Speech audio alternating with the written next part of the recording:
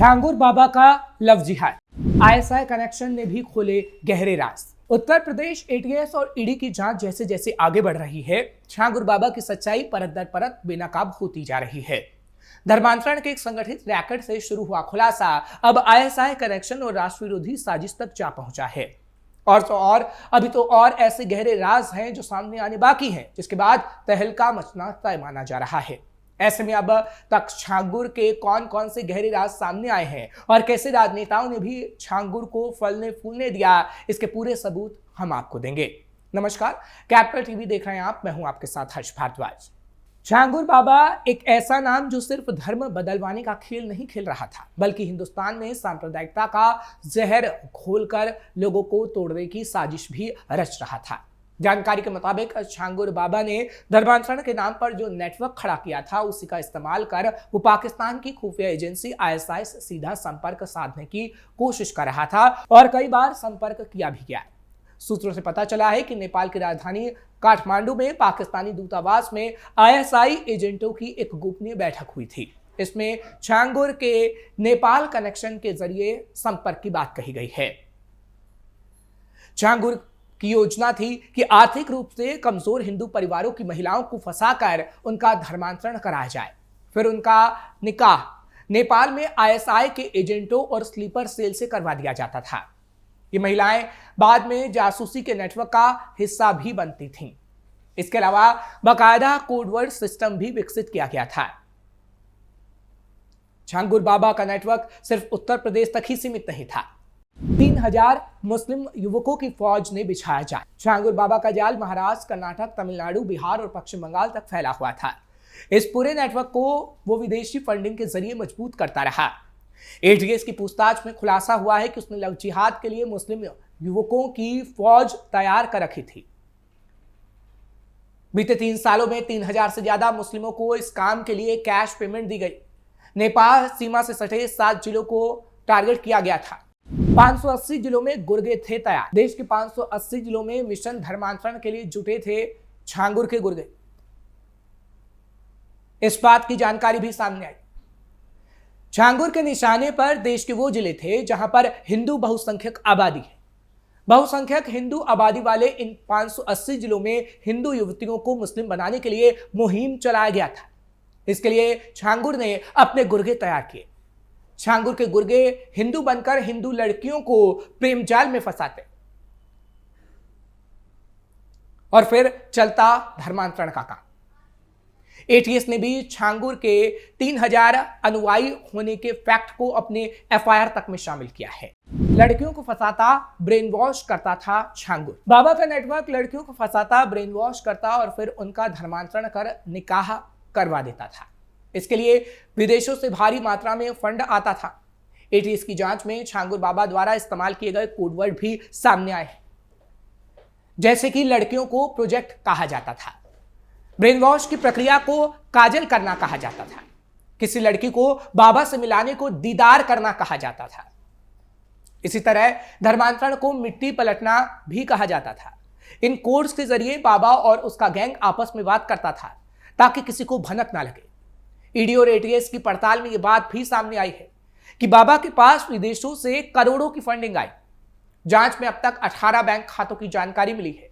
इनमें कुल 68 करोड़ रुपए जमा हुए। केवल 3 महीनों में ही 3 करोड़ रुपए ट्रांसफर भी किए गए। छांगुर की सबसे बड़ी राजदार है नीतू वोहरा उर्फ नसरीन। छांगुर बाबा की सबसे बड़ी राजदार नीतू वोहरा उर्फ नसरीन थी, जो खुद भी धर्म परिवर्तन कर इस साजिश का हिस्सा बनी। उसके खाते में अकेले 4 महीनों में 14 करोड़ रुपए आए। उन्हें तुरंत निकाल भी लिया गया। वहीं उसके पति नवीन वोहरा के खातों में भी 18 करोड़ रुपए की एंट्री मिली है।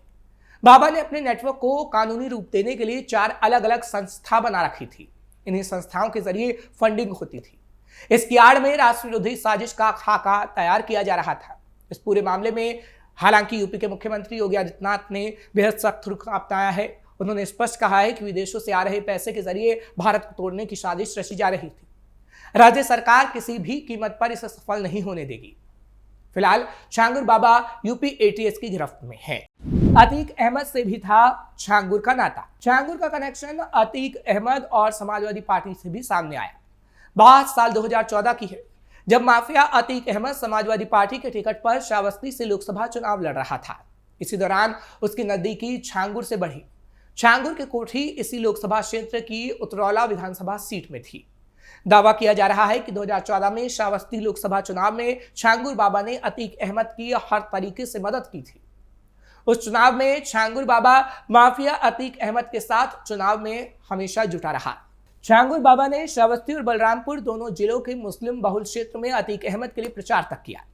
छांगुर मुस्लिम बहुल इलाकों, खासकर अपने गांव रेरा माफी में अतीक के साथ खुली जीप में घूमता था, मानो वह उसका सबसे खास सिपहल सार हो। गांव में आज भी ये चर्चा आम है कि इसी चुनाव के बाद छांगुर पूरी तरह से अतीक के संपर्क में आया था। अतीक और छांगुर के रिश्ते की एक दिलचस्प और नाटकीय घटना 2014 के लोकसभा चुनाव के नामांकन के दौरान बलरामपुर कलेक्ट्रेट में घटी। बताते हैं कि छांगुर बाबा ने अपना घोड़ा अतीक अहमद को दे दिया था, जिस घोड़े से अतीक ने 2014 के चुनाव में नामांकन किया था। अतीक उस घोड़े पर सवार होकर बलरामपुर नगर की ओर से कलेक्ट्रेट जा रहा था तो उसने बीजेपी समर्थकों की ओर भी घोड़ा दौड़ा दिया था, यानी बीजेपी समर्थकों को खदेड़ने का काम किया गया था। बताया जाता है कि अतीक के मारे जाने से पहले छांगुर कई बार प्रयागराज भी गया। आरोप है कि अतीक के गुर्गों ने छांगुर के लिए मुंबई की राह आसान की थी, यानी कि छांगुर के मुंबई की ट्रेन पकड़ने में अतीक के गुर्गों ने मदद की थी। यही वो मोड़ था जहां से कभी मामूली नग बेचने वाला छांगुर करोड़ों में खेलने लगा। मुंबई से लौटा और तेज कर दिया धंधा। पहली बार जब वो मुंबई से लौटा तो एक सेकंड हैंड क्लासिक गाड़ी लेकर आया था। इसके बाद उसने जमीनें खरीदना शुरू किया और नीतू उर्फ नसरीन के साथ मिलकर धर्मांतरण की एक पूरी फैक्ट्री चलाने लगा। नीतू उर्फ नसरीन उन शुरुआती लोगों में से थी जिनका छांगुर ने धर्मांतरण कराया था और वही उसके फंडिंग का पूरा हिसाब किताब रखती थी। छांगुर और उससे जुड़े लोगों के खातों में 100 करोड़ से ज्यादा के विदेशी लेनदेन का ब्यौरा मिलना इस रैकेट के भयावहता को दर्शाता है। धर्मांतरण का जाल और पैसों का खेल। अतीक के संपर्क में आने के बाद छांगुर का प्रभाव इतना बढ़ गया था कि मुस्लिमों के बीच खुद को सूफी संत के रूप में स्थापित करने में जुट गया। वो खुद को मुस्लिमों के रहनुमा के तौर पर प्रचारित करने लगा। इसी प्रभाव के दम पर वो अपनी पत्नी को प्रधानी का चुनाव जिताने में सफल रहा। अतीक की तरह उसने भी जमीनों पर कब्जा किया, हालांकि उसका तरीका अलग था। छांगुर ने विदेशी फंडिंग का इस्तेमाल नेपाल सीमा से सटे जिलों में सरकारी जमीनों पर मदरसे बनाने के लिए भी किया। उसका मकसद मुस्लिमों की संख्या ज्यादा से ज्यादा बढ़ाना था और भारत की डेमोग्राफी बिगाड़ना था। पुलिस के हत्थे चढ़ने के बाद सारा खेल सामने आया। अब एटीएस उसके मदरसों को मिली फंडिंग की भी जांच कर रही है। हालांकि छांगुर ने अपने कद को कदावर बनाने की दिशा में कई और कदम बढ़ाए थे। पुणे की एक संस्था का पदाधिकारी भी वो बना था। प्रदेश स्तरीय पद का एक नियुक्ति पत्र भी हासिल किया था, जिस पर प्रधानमंत्री की भी तस्वीर लगी थी। इसकी शिकायत पीएमओ तक भी हुई और जांच भी शुरू हुई।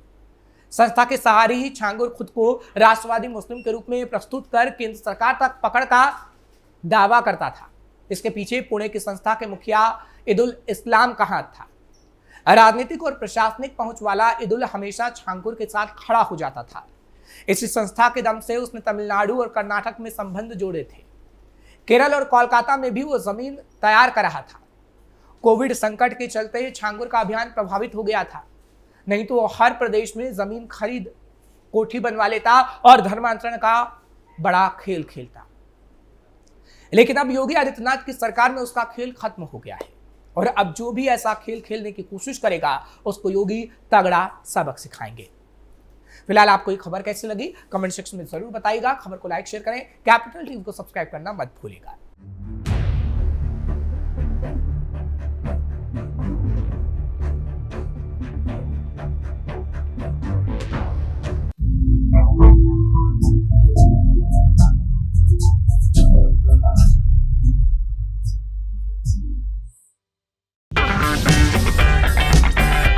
अगर आपको हमारा वीडियो पसंद आया हो तो इसे लाइक करें, हमारे चैनल को सब्सक्राइब करें और हाँ, बेल आइकन दबाना ना भूलें ताकि आप तक हमारे वीडियो की नोटिफिकेशन पहुंचती रहे।